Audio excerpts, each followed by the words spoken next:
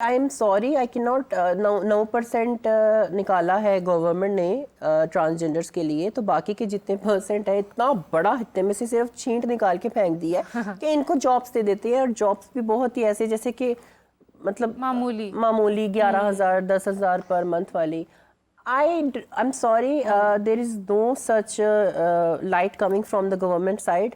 Dubai की बात करें ना, तो दुबई में आप किसी को स्टूपिड भी कहते हैं ना तो उसको 2,000 दिरहम का फाइन हो जाता है। लेकिन शायरा देखे ना, अगर गवर्नमेंट ने इतनी सी भी अपॉर्चुनिटीज निकाली हैं तो ये एक छोटा स्टेप है कह लें, तो इससे वो लोग इंस्पायर तो जरूर होंगे। कितने सालों में छोटे स्टेप आएंगे आप बताएं?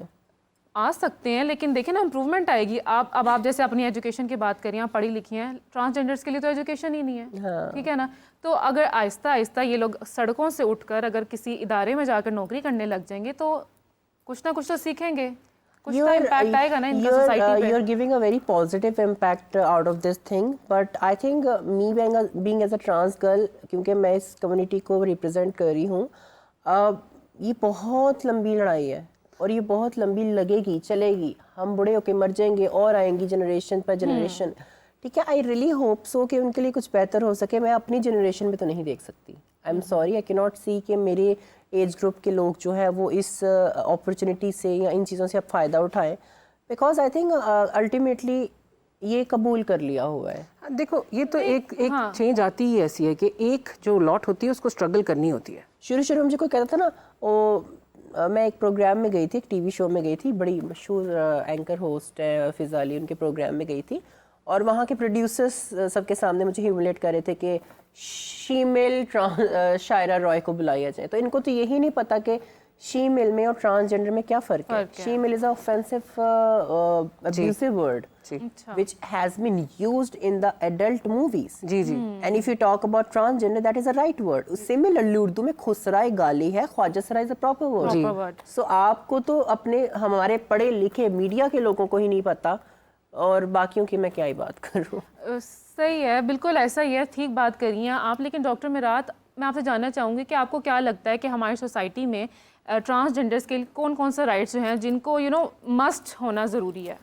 एजुकेशन और टॉप प्रायोरिटी और उनकी एजुकेशन के लिहाज से उनको नौकरियों की अपॉर्चुनिटी, ये नहीं कि उनको कोटा कर दिया है कि जी 10,000 में आजकल कुछ किसी का कुछ भी नहीं हो सकता। किस किस्म की नौकरियां आपको लगता है कि ऐसे लोगों को मिलनी चाहिए? देखें, पहले तो जो ट्रांसजेंडर्स या जो ख्वाजा सरा का जो भी एक चीज़ें हैं, ये तो नॉट मुगलिया दौर, ये तो जो चाइना की आप हिस्ट्री, आप कोरियन हिस्ट्री, जापानीज़ हिस्ट्री खोलें तो वहाँ भी जो बड़े लायक लोग होते थे या जो वहाँ महलों में उनको रखा जाता था क्वींस के साथ।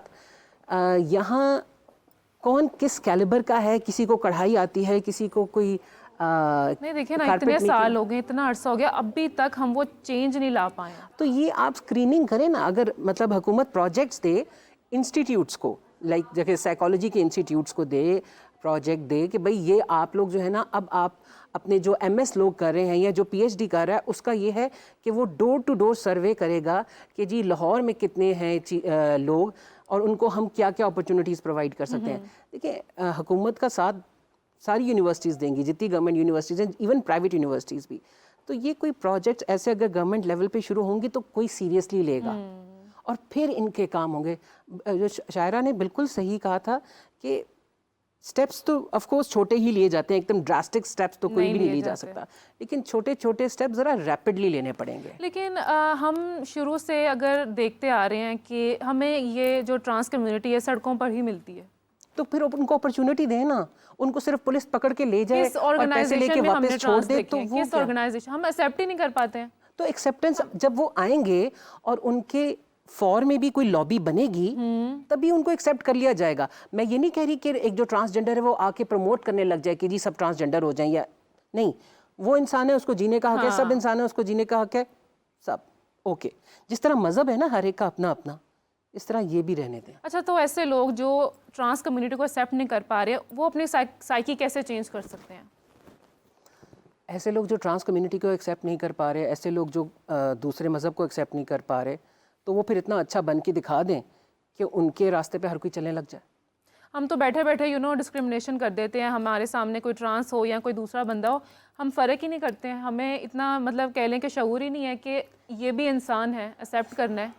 देखिए, मुझे उन लोगों से कोई इख्तलाफ नहीं है, बस मैं कहती हूँ कि वो इतने आला मिसाल बन जाएं कि हमें ज़बरदस्ती उनको फॉलो करना पड़े। डॉक्टर मिरात, आपके पास किस किस टाइप के केसेस आते हैं ट्रांस के? ट्रांस के हमारे community से? पास, ट्रांस कम्युनिटी के डायरेक्ट हमारे पास तो नहीं उस तरह से आते, कभी कभार ही आते हैं, और वो ज़्यादातर जो है ना बड़े पीछे से कोई उनका रिसोर्सफुल होते हैं तो आते हैं। अच्छा। वरना फिर जब हम कोई रिसर्च कर रहे होते हैं हम उनके पास जाते हैं। अस्पतालों में बहुत ही रेयर है, बहुत ही कोई बहुत ज़्यादा बीमार होगा ना फिर वो आएगा अस्पताल में। अच्छा, रिसर्च के लिए जब आप लोग जाते हैं तो क्या देखने को मिलता है? एक छोटा सा कमरा होता है, कोई मतलब आई थिंक इससे थोड़ा सा बड़ा कर लें, उसमें 2-2 लोग 3-3 लोग रह रहे हैं। जिस तरह आई डोंट नो आपने वो प्रिजन सेल्स देखे हो कभी, जिसमें वॉशरूम मतलब टॉयलेट भी साथ ही लगा है, किचन भी साथ है और लेटने की जगह है, साथ ही कपड़े टंगे हुए हैं। बड़ी मतलब बहुत ही horrible condition, we can not even dream of that and they are living with it. So yes, बहुत टफ लाइफ है उनकी। और बहुत से सारे ट्रांसजेंडर जिस्म फरोशी नहीं करते, हमारा पता नहीं क्यों ये कॉन्सेप्ट है। कुछ लोग हैं वो भी हैं जो डांस पार्टीज में डांस भी करते हैं, अपने वो चेंज करके अपने आप को गेटअप्स चेंज करके दे गो एंड वो डांस करते हैं, वो सर्विंग करते हैं, वो ये वेटरशिप करते हैं, वो खाने पकाते हैं, लोगों के घरों में काम भी करते हैं, और वो क्या कहते हैं रिक्शे भी चलाते हैं, वो बहुत सी जगहों पे मेहनत मजदूरी भी करते हैं, गुड़ियाँ बनाते हैं, वो बनाते हैं, वो जी सब्जियाँ बेचते हैं। बहुत हैं जो काम करते हैं ऐसे। कुछ लोग ऐसे भी हैं जो ट्रांस कम्युनिटी से बिलोंग नहीं करते हैं, लेकिन फिर भी पैसा कमाने के लिए वो इस किरदार में ढल जाते हैं। ये बिल्कुल, आप यूनिवर्सिटी के इर्द गिर्द देखेंगे बहुत से लड़के ऐसी हरकतें करते हैं। तो इन लोगों की वजह से एक्चुअल ट्रांस कम्युनिटी के हक मारे जाते हैं। यस, फिर ये आवाज़ तो देखें ना, ये सबको मिलके उठानी पड़ेगी। हर चीज़ जो है ना वो कम्युनिटी लेवल पर हो सकती है। कम्युनिटी लेवल पर कोई चीज़ शुरू हो, गवर्नमेंट उसका साथ दे, फिर चीज़ें अच्छे तरीके से होंगी और हमें अपने अंदर चेंज लाना पड़ेगा। बेशक, डेफिनेटली। डॉक्टर मिरात, आपकी तरफ वापस आऊँगी क्योंकि यहाँ पर टाइम हुआ है हमारे हेल्थ सेगमेंट का। हमारे साथ एस्थेटिक फिजिशियन मौजूद हैं, पिगमेंटेशन के हवाले से उनसे बातचीत करेंगे। तो चलिए बढ़ते हैं अपने हेल्थ सेगमेंट की तरफ।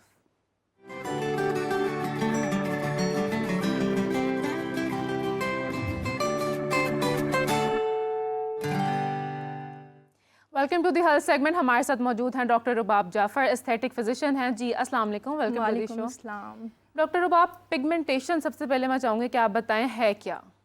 अच्छा, पिगमेंटेशन जिसे हम आम अल्फाज में उर्दू ज़ुबान में छाइयाँ कहते हैं, दाग धब्बे पड़ जाते हैं या डार्क स्पॉट्स पड़ जाते हैं,